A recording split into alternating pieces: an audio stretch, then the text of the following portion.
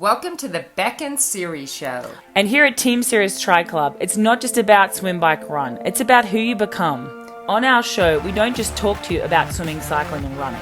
We talk about mindset. We talk about fearless authenticity and being your very best self. Hi there, Cam here from Team Sirius.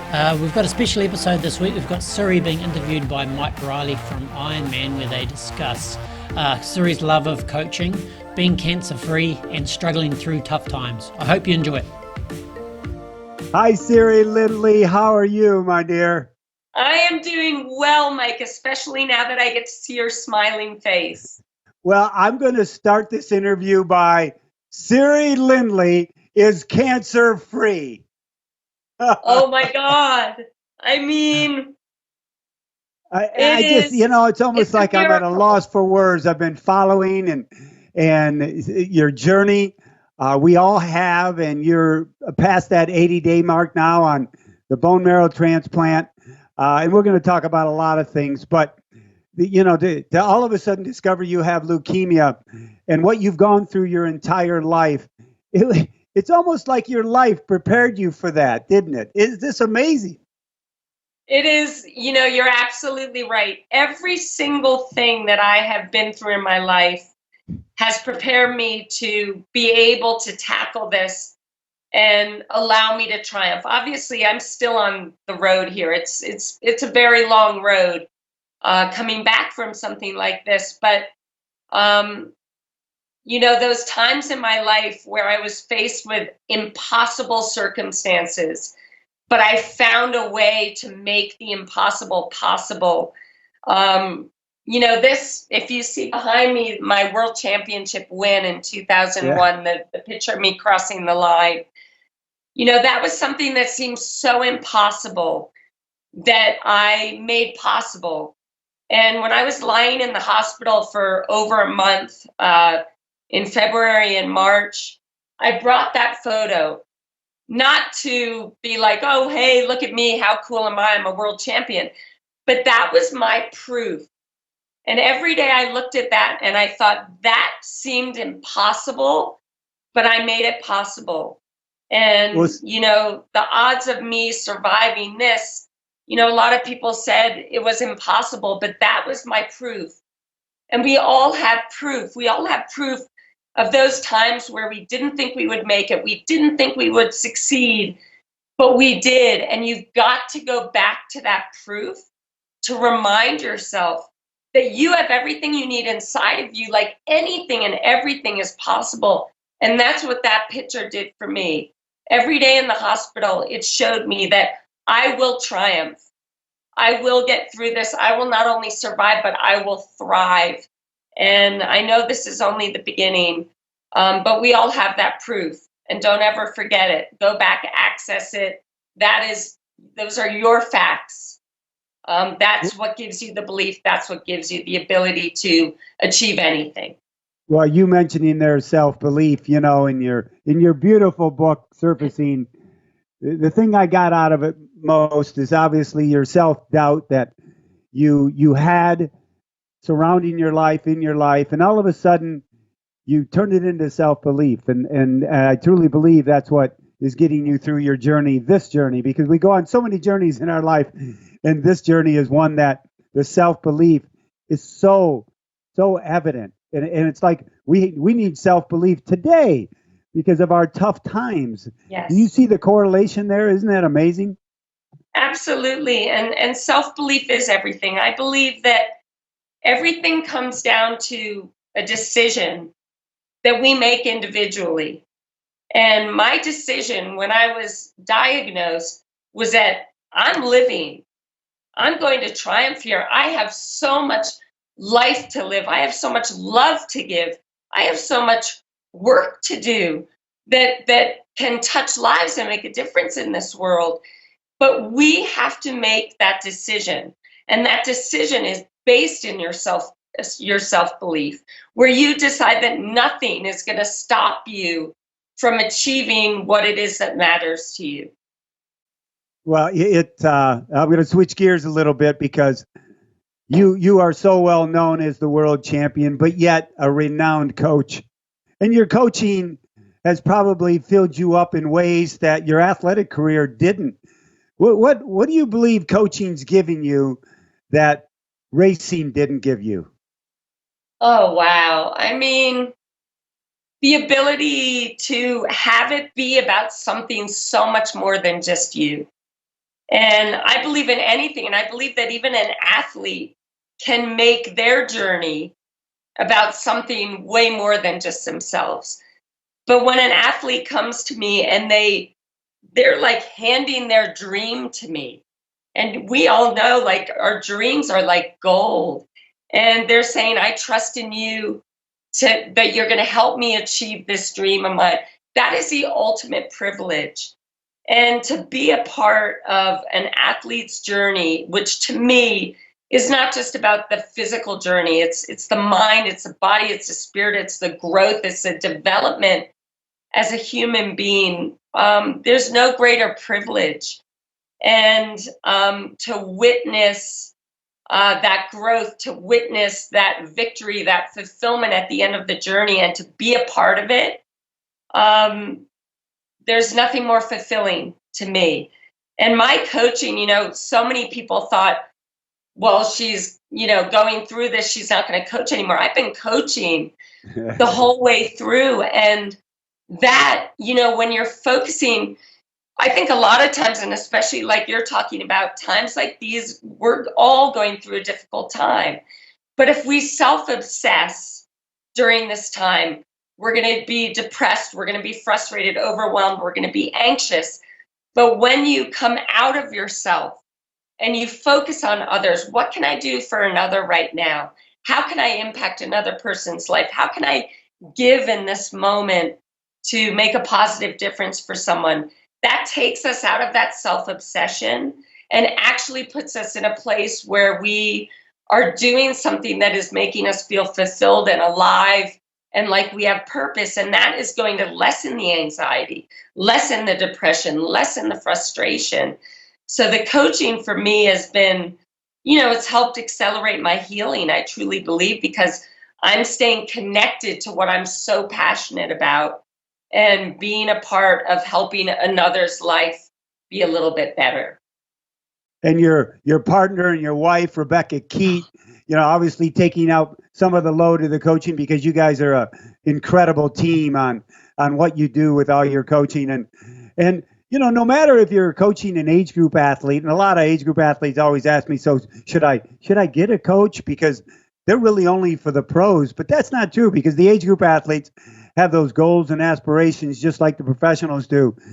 You sometimes find yourself seeing an age group athlete who may be a 15, 16-hour person at an Ironman race give you just a hint more of satisfaction of making sure they get to that finish line? Oh my God. I mean, the majority of my athletes are age groupers now, and kind of by choice. And I have found that to be so incredibly fulfilling, especially taking an athlete that has never run over 10 minutes before, and now they're racing Ironman. I mean, that to me is the most inspiring thing in the world. I mean, every athlete's journey is so inspiring in their own unique way. But when you look at like an age group or someone that's never done it before, they're dealing with, the uncertainty and the lack of confidence and that feeling of, how can I possibly achieve this thing that seems so impossible?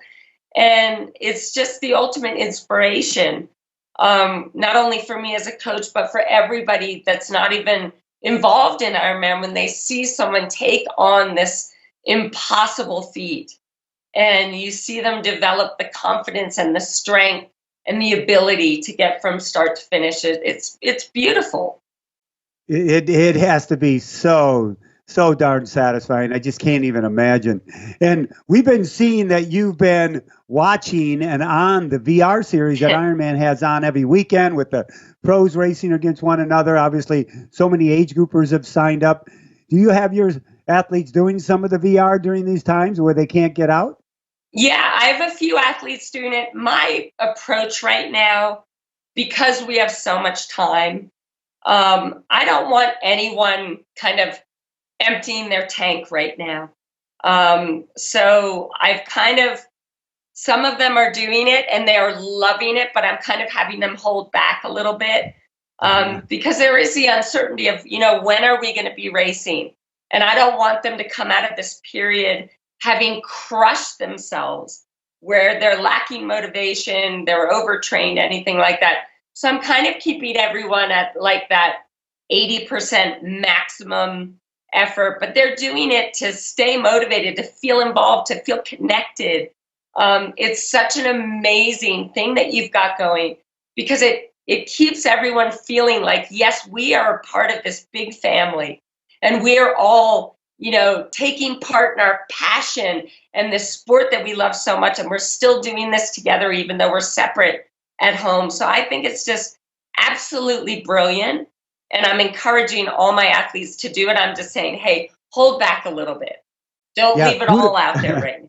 Who'd have thought, Siri, that we have to tell triathletes to back off just a little? Exactly. It's hard. It takes more strength. I'm finding that for my athletes, it takes so much more mental strength to go easy than it does to just lay it all out there. So it's been an incredible lesson in discipline for all of them.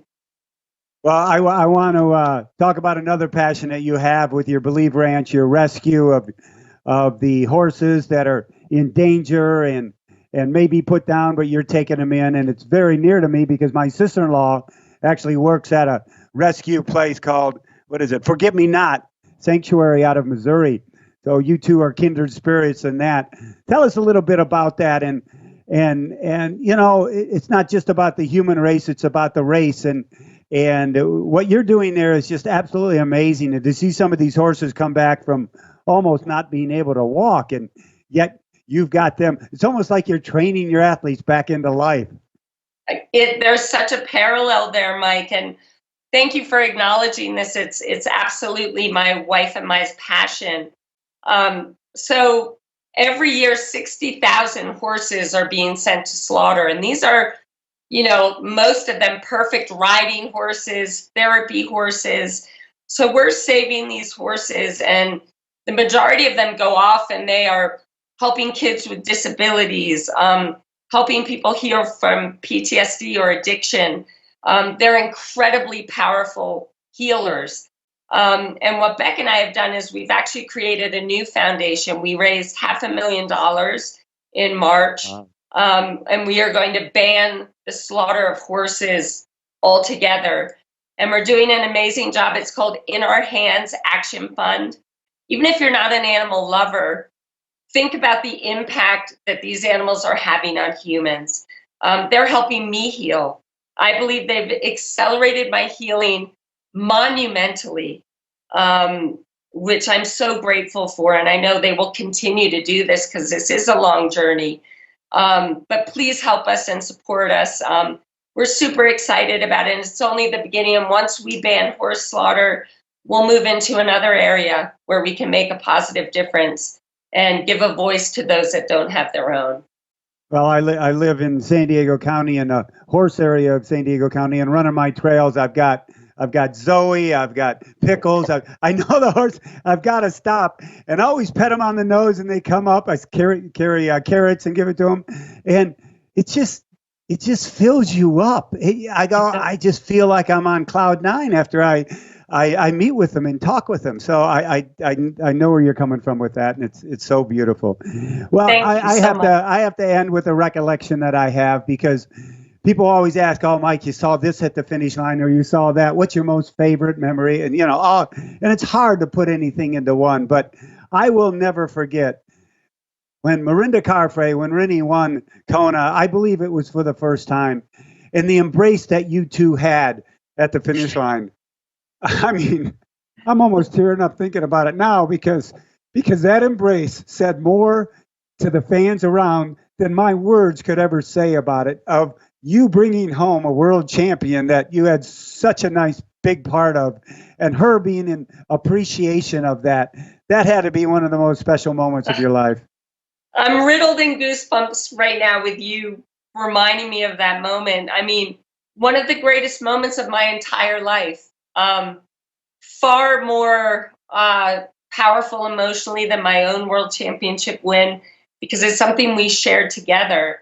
And this was a new frontier for us. And we decided that we were going to do it our way and, follow our hearts and come up with a plan that we both believed in, that wasn't what everyone else was doing, but take a chance on us and believe in what we thought would work.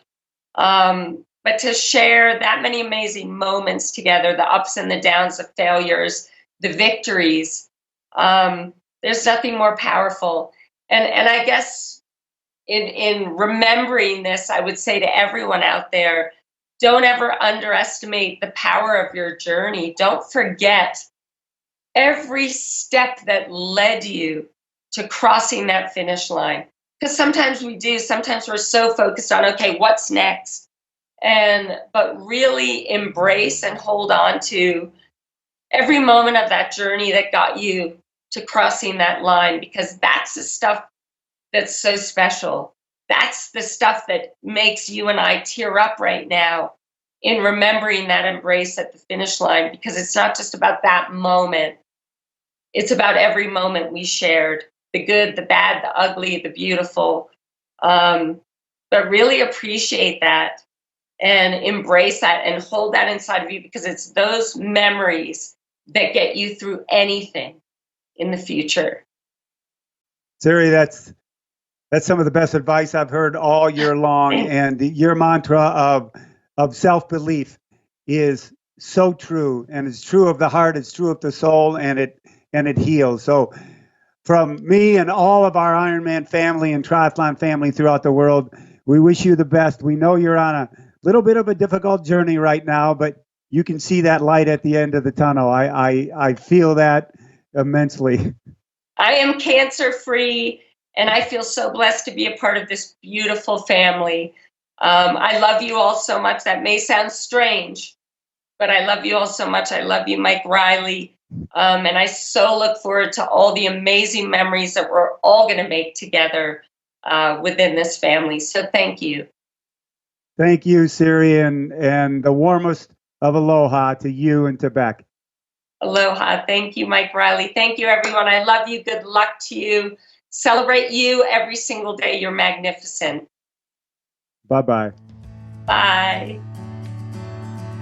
Hi there, Cam here again. Thanks for listening. If you want to join our club and get live interaction with Beck and Siri every week, we'd love to have you. You can join up by going to teamsiriustriclub.com.